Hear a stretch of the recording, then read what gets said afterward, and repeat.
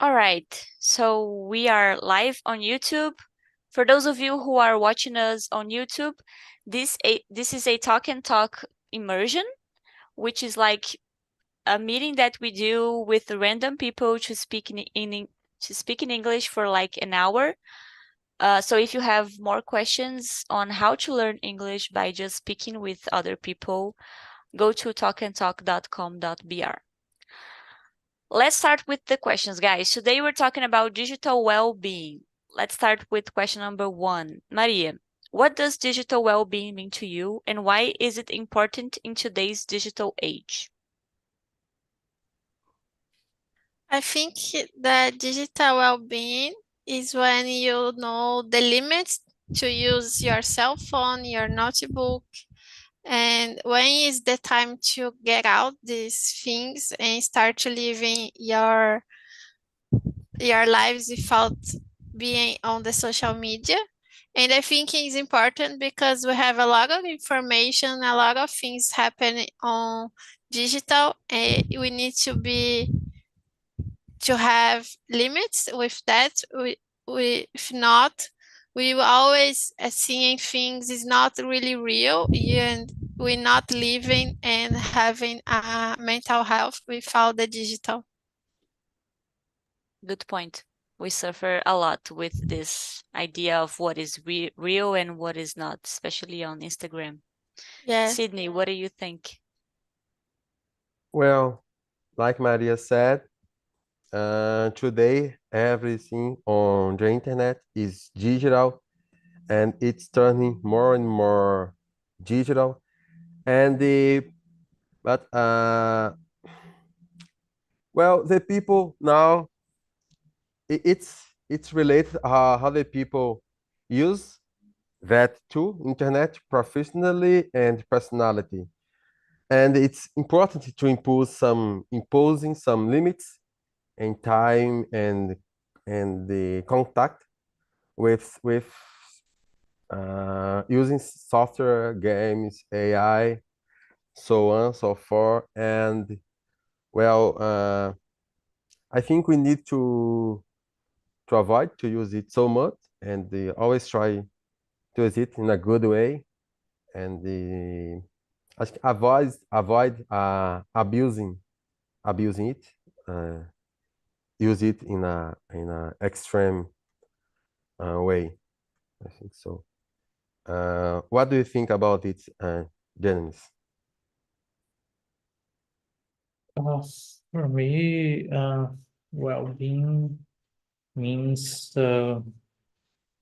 balancing my life, equilibrium with my work is digital, and my life outside my work, outside my screen. The screens is a great problem with the people in my house. It was a problem, but I try don't impact my personal life, my family life. Nice. Thank you guys for answering. Let's go to question number 2. Can you share a personal experience where you felt overwhelmed or negatively impacted by excessive screen time or digital usage? Maria. Yes, I can. I remember when the pandemic starts and we need to stay in our houses. And there's a lot of information talking about suppositions about the pandemic and the corona. And we don't know a lot of, we didn't know a lot of things is true or not in that time. So I stopped to use Instagram for like a week and just watch the TV because I know that in TV the informations are more truly, it's not like in the Instagram. And I'm very in that time I felt very anxiety because it's everything new. I don't know if I will be alive or not. So I stopped to use Instagram, TikTok, Twitter, and everything, my social media for like a week. But in the beginning of the pandemic, and when I feel more comfortable and accept the situation, I return to use my social medias. Good example. It was smart of you to do that, especially because the time you were living were very delicate. Sydney, what about you? Well, in my case, I had one accident 2 years ago. My laptop's memory died. So I remember I lost approximately 2 years of work. And then in the next 12 months, I needed to work. I need to start to work in about 4 a.m. until 8 p.m. So, well, I recovered all my stuffs, and I needed also to maintain my daily basis work. So it was more a thing that I needed to fix. So it's and in those days also I worked, I think, 4 days remotely, and only one day I worked at office. So the excessive screen time was more about to recover the work that you lost, so you had to work more Yes, hours. Oh my God. exactly. More than 12 hours, 14 hours for And 4 how days. long did you work, like, for 14 hours? 12 months approximately. 1 year. 1 Yeah. year? Yes. Oh my God. Yeah. After that, did you implement some kind of measure to Yes. to to prevent that from happening again, like a backup, something like that? Yes. Now I do the backups twice a month, and also I have some service clothes. I think some clothes. I updated my laptop, and all my documents is now on the clouds. So Nice. yeah. It's a good lesson for all of us because I don't back up my computer, so it's a good reminder. Yeah. Thank you, Sydney. Genemis, what about you? I felt overwhelmed when I have a lot of meetings in my work because I literally don't often just paying attention to the meeting. It's boring. Uh, then there have been days where I have six hours of meetings. The spice is being worky. I arrived at the end of the day exhausted and with the feeling that I haven't done anything productive. I can relate to that. I thought that I was the only one who felt that way, but it's good to know that more people feel this way. I also feel like I didn't accomplish anything in my day, although I stay in the day, although I stay in the computer working all day long. Camila, do you want to try again? Hello, can you hear me? Yes. Yeah. Oh my God. Now I'm calling my phone. I think there's But a you are problem with. watching us? Yes, yes, I'm watching you guys. All right. That's good. That's good that you try again. Finally. But I'm in my phone now. I think there's a problem with my notebook, maybe. I don't know because Maybe. it's new. I bought about 2 weeks ago. I never tried before the mic, so Oh, maybe but it's new, or did you buy already usado? no, Because maybe, new. so you have a guarantee still. Yes, yes. I will Nice. check again better. Maybe Yes, you have time because still. yes. Good. All right. Thank you for coming back. I'm happy that you could Me come back in too. your phone.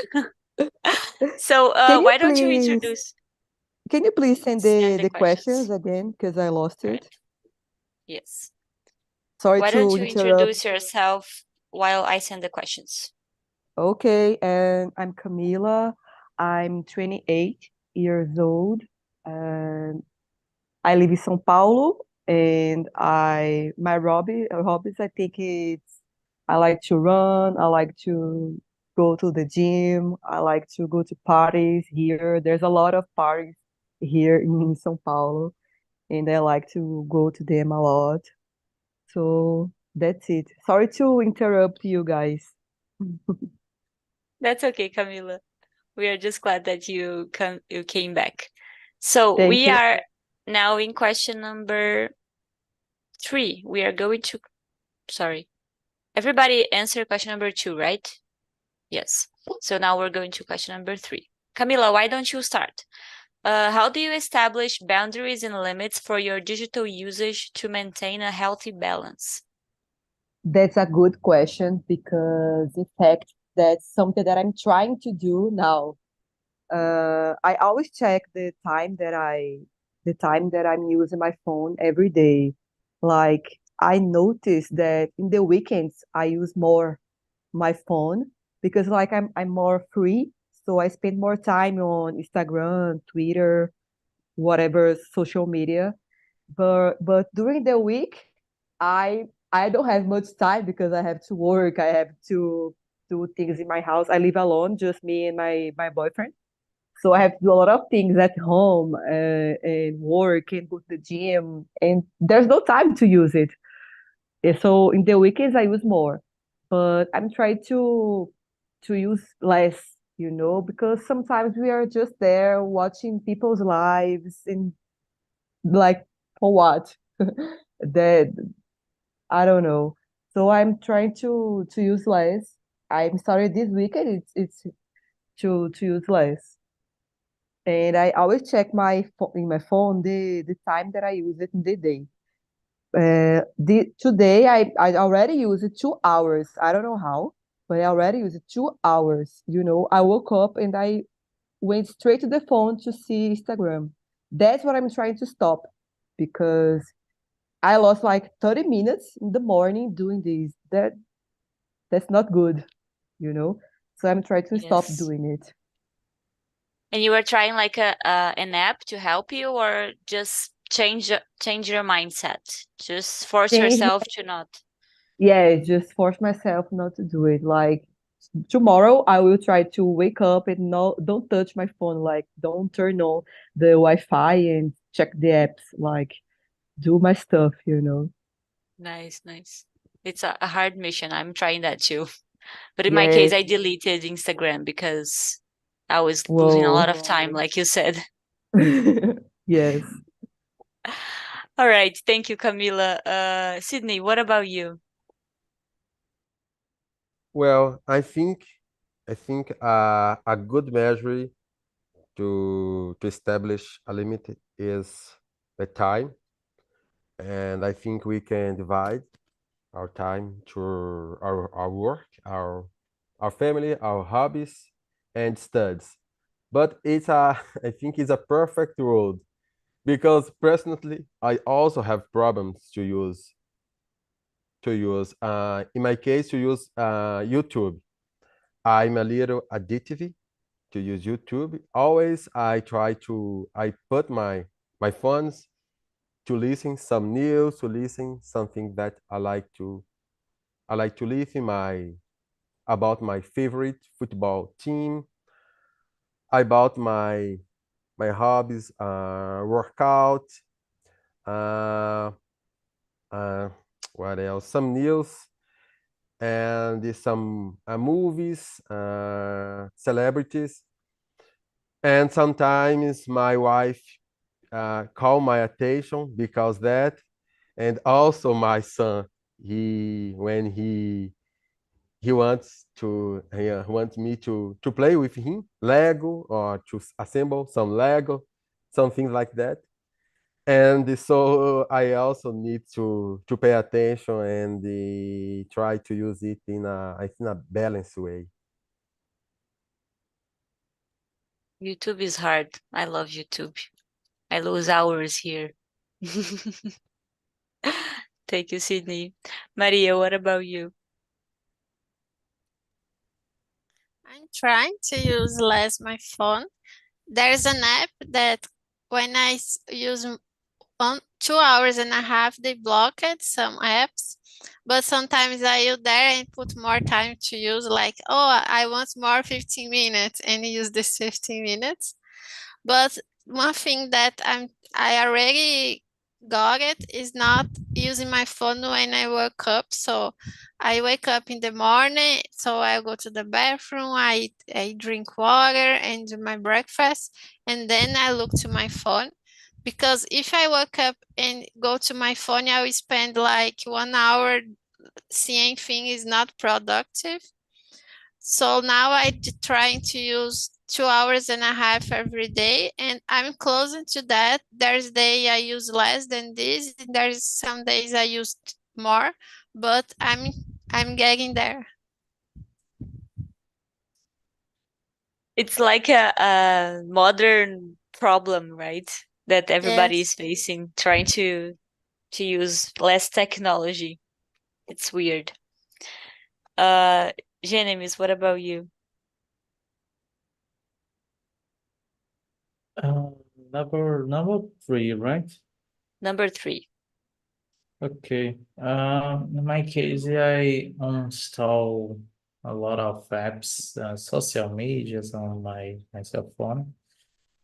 But I have a WhatsApp.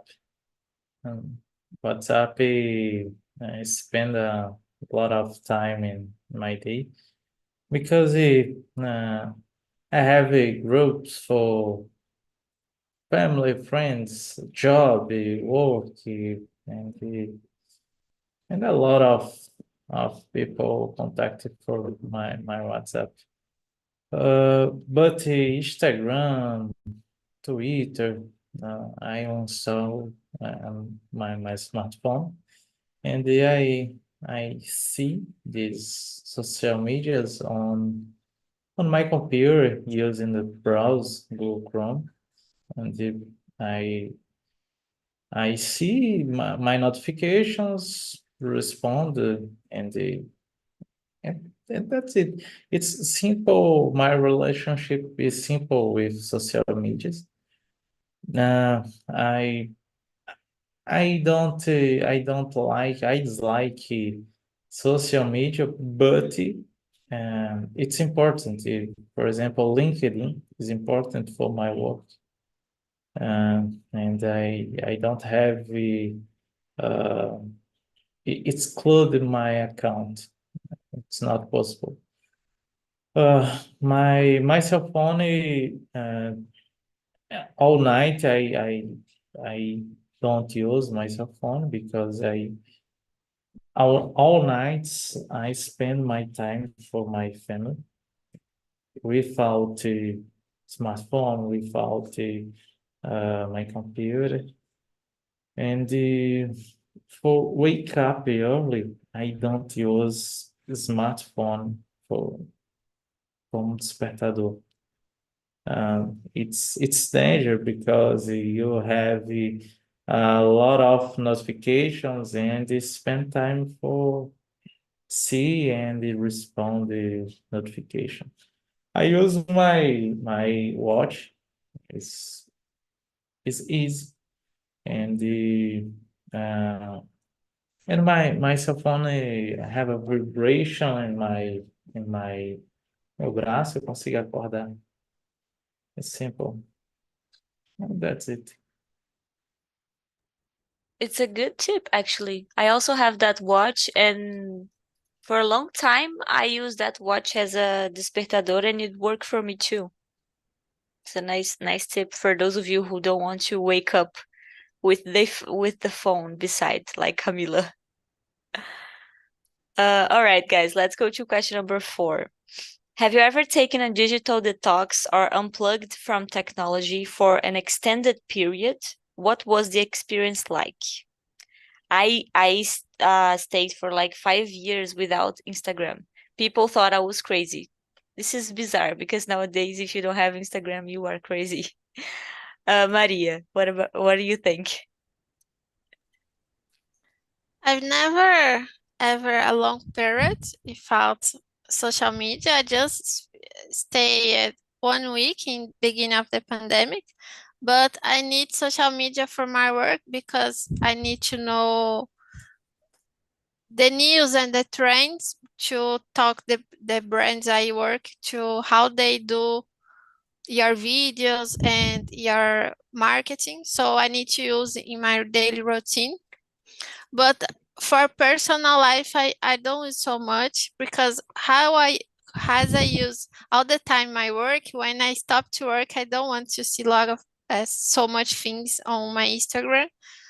But I think it's difficult because everybody is on there, so you want to know what's happening. And with without Instagram, maybe I felt maybe afastada das pessoas. I don't know how to say in English, but it's like that if you are away of everybody. And I want to try someday, if I change my job, I don't know in the future, I want to stay without social media, but for now I need to work. Thank you, Maria. It's hard. You actually you don't have a choice, right? Yes. Sydney, what about you? Well, I only when I go to the countryside of my state where my parents born. It's a kind of a small village. There there is no internet signal. So when I go there, I usually stay there for 2 or 3 days.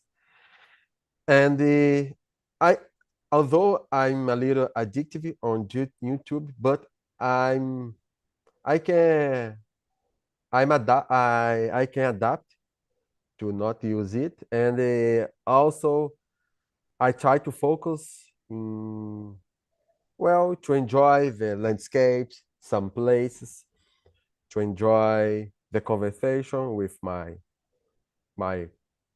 cousins, my uncles, aunties, uh, go to some river, waterfall with them, breathe a fresh air, and things like that that make me feel make me connect with nature, and I think the real life, the real world.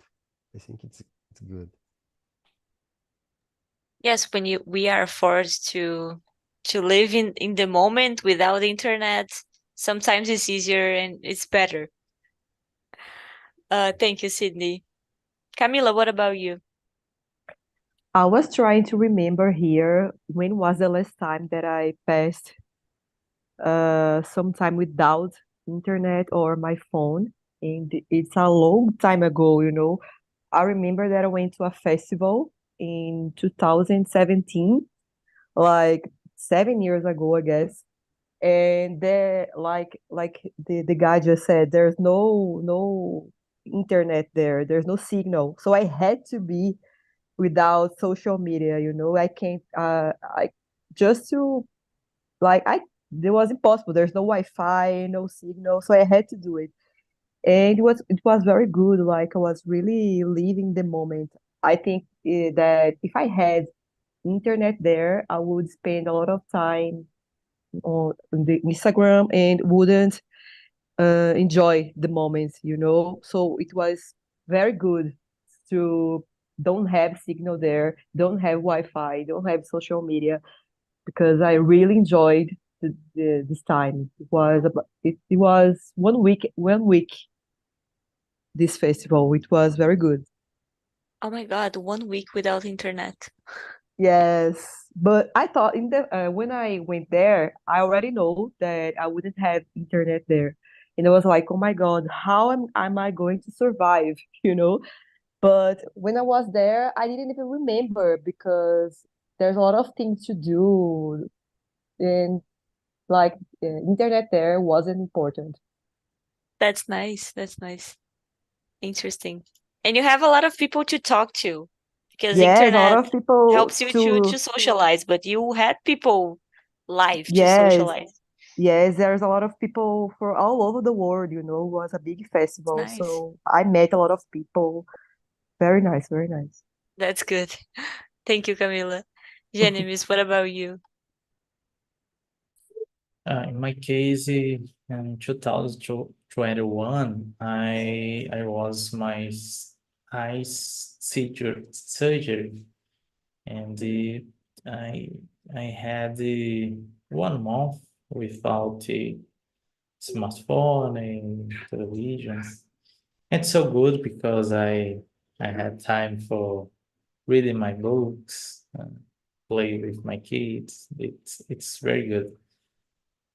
But the technology is necessary for my work. I don't não tem como ficar sem, né? But I decrease my use, and I decrease my use on social medias. I decrease my use for television. I don't play television. The exception is movie, watch movie with my children, my wife, and some play football. I like football on the watch on television, but it's hobby. It's not common. The television is very bad because in the pandemic time you have a lot of bad news, and it's so bad. And the political topic is so boring, so annoying, and I don't have a television news because this. And I don't listen radio. I don't have radio in my house because this. But but I feel alienated from the local reality. I don't know. I don't know uh, the news on my city, on my state. I don't know. But it's no problem because people saying for this. I do the same as you, Genevieve. My father watches the news every single day on the TV. He doesn't watch anything else, soap opera or games. No, he just watch news. So if a news News. finish, he goes to another channel to watch the news there. And he's a extreme worried person. All the time he's like, did you hear that someone died last week in your city? And he knows more about my city's news than myself because I also don't watch the news in my city. And I realized that I am not as neurotic as he is. So for me, it's Yeah, better. yeah. Camila was saying here that she used to watch TV while having lunch, but stopped because of the bad news. Yes, I also feel bad about listening to bad news. Some people can filter them, but I am not one of those people, so I prefer not to watch like you guys.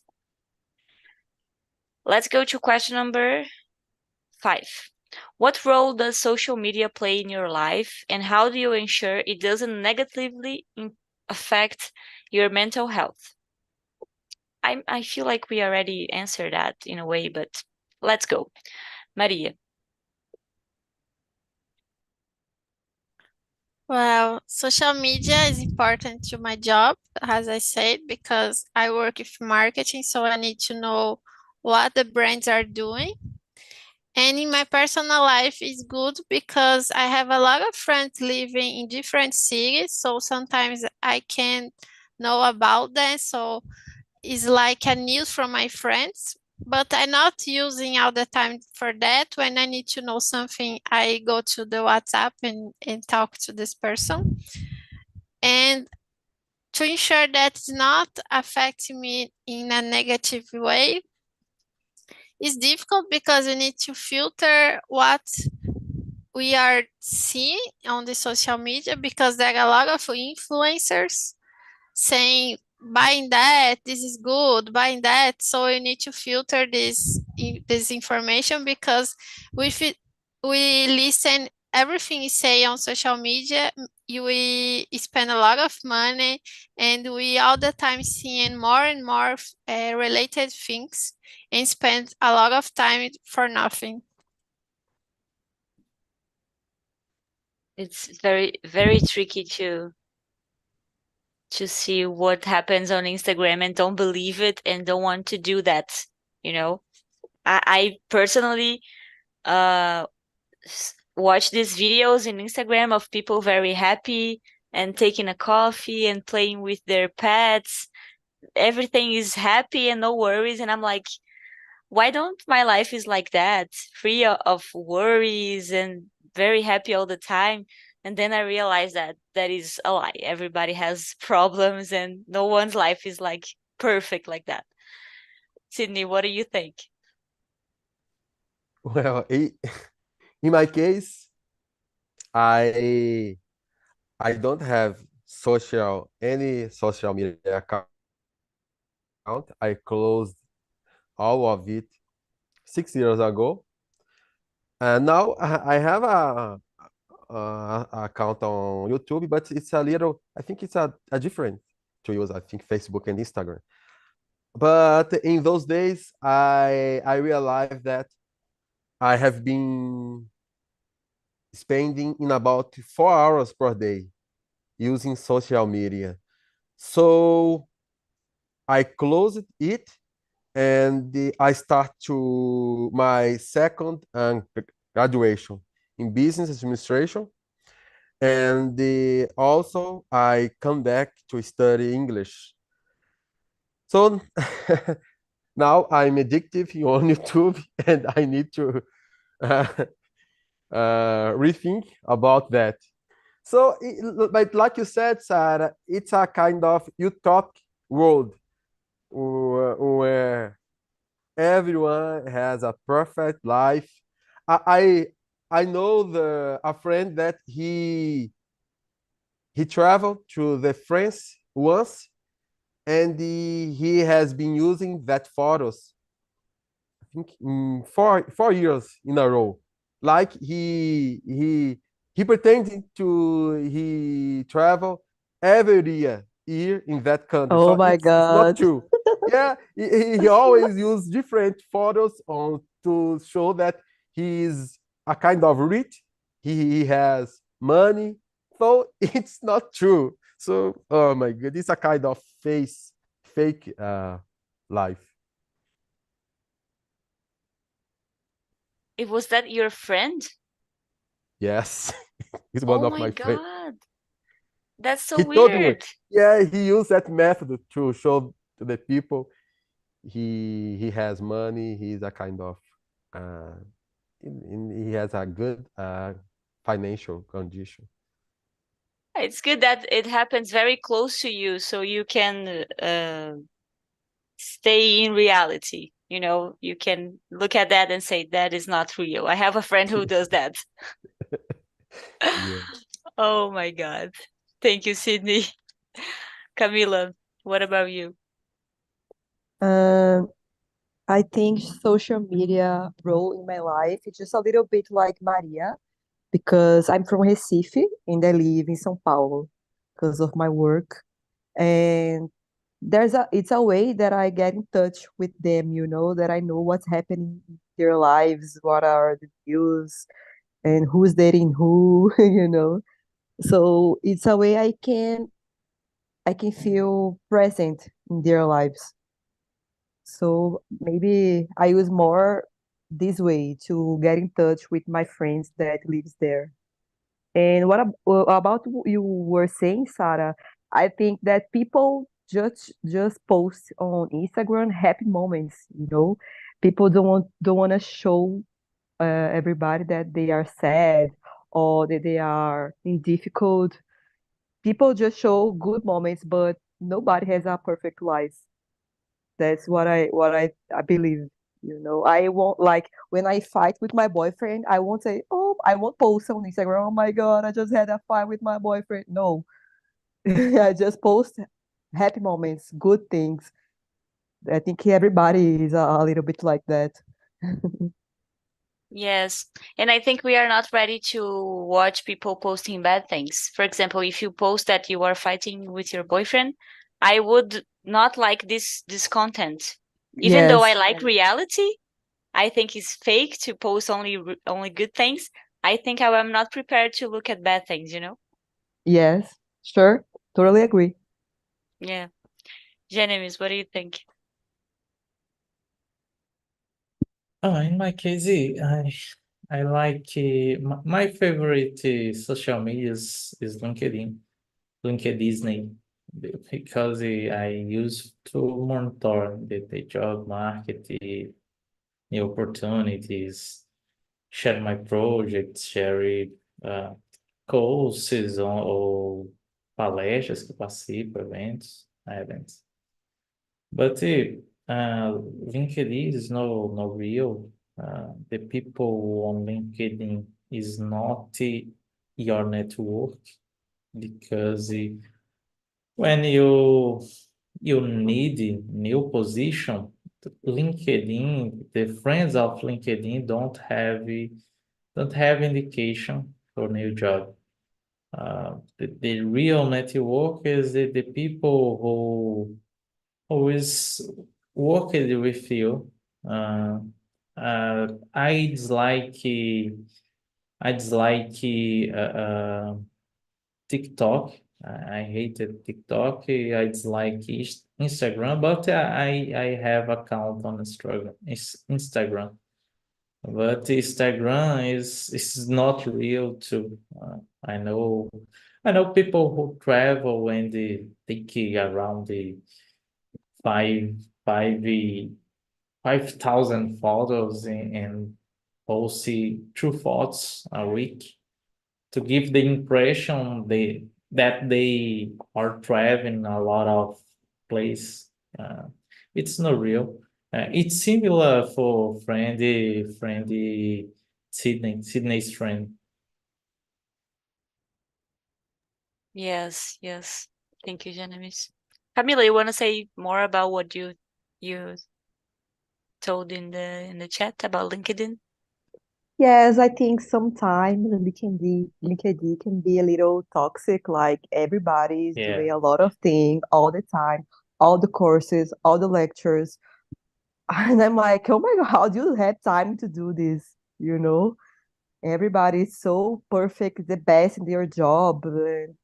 Sometimes I enter in LinkedIn and I get out in 5 minutes because I can take people doing a lot of things and I don't have this time. So sometimes can be toxic for me, in my case, that's my opinion. Yes. I think it depends on what kind of people do you follow. In my area, we have serious people posting about new things and good things, and we have that person who is always happy. Oh, I'm so happy that I was fired from my job. Yes. People who was trying to seem happy all the time. All right, let's go to question number 7. I'm gonna skip question number 6 because it's like more of the same we already talked about. How do you manage distractions from digital devices while trying to focus on important tasks or activities? Maria. Yeah, I try not to use my cell phone when I have meetings or I need to write in something important, because I will lose my thinking, my raciocínio. But I think I'm a focused person. I'm not losing my mind easily. But we have a lot of abas on the browser, and this make me feel anxiety. So I need not to have a lot of abas. I don't know any abas in English, but I need five. In five is a lot for me. More than that is not good. I know a Chrome extension that you can add, so you can set the limit of tabs in your browser. So for example, if you want just 5, if you want to open the 6th one, it doesn't let you open only 5. You have to close one to open one. It's nice. It helps actually. So Sydney, what about you? You have any tricks to focus more and not use devices like cell phone? Yes, I try not to use that kind of device when I'm studying English, but I have my own rule not to use it in my parents' house. I when I go there and I stay for some hours with my parents, I always try to focus, speak with them. If it because my parents they don't speak so much, so I need to incentive them to speak about their life, the things that they are doing, and also I like to have that interact with them. They are they are elder, they are old enough. My father is 70 years old and my mother is 68, 69 years old. So I love to spend that time with them. So I stop to use that device when I'm in with them. Good point. I try to do that with my parents too, because they are not used to us using the cell phone in their faces. My parents think it's unpolite to do that, so I try not to. Camila, what do you think? When I have to focus on something like my job, I just turn off my phone. Like I put in airplane mode and turn off the internet, the Wi-Fi, and I do my stuff. For me, it's the only way that works because if I let my cell phone there, I see the notifications coming like WhatsApp or whatever, and I wanna text back that person. So for me, what works is turn off my phone. Yes. I try that too. It's a good strategy when you really need. Genevieve, what about you? Oh, you told me last week that you use Pomodoro. Can you share that? I find a good strategy to focus. Yeah, Pomodoro is good, super good.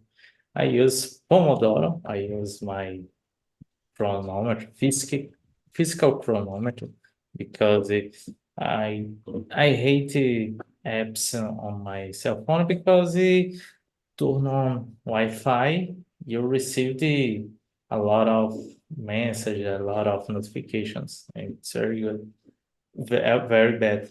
Um, I don't work using my cell phone, and I use my Pomodoro technique, and and that's it. It's simple. I don't use very tabs on my uh, on my screen, because a lot of tabs, um, when I have a lot of tabs, I feel motivated very, very shy, and it's not good. You feel shy? Like if like you have a lot of work to do and you don't know where to start? Eu falei errado. Eu me sinto como se tivesse tudo bagunçado, sabe? Yes. Então tento diminuir o máximo as abas e também aqui minha mesa de trabalho eu coloco o mínimo de coisa possível.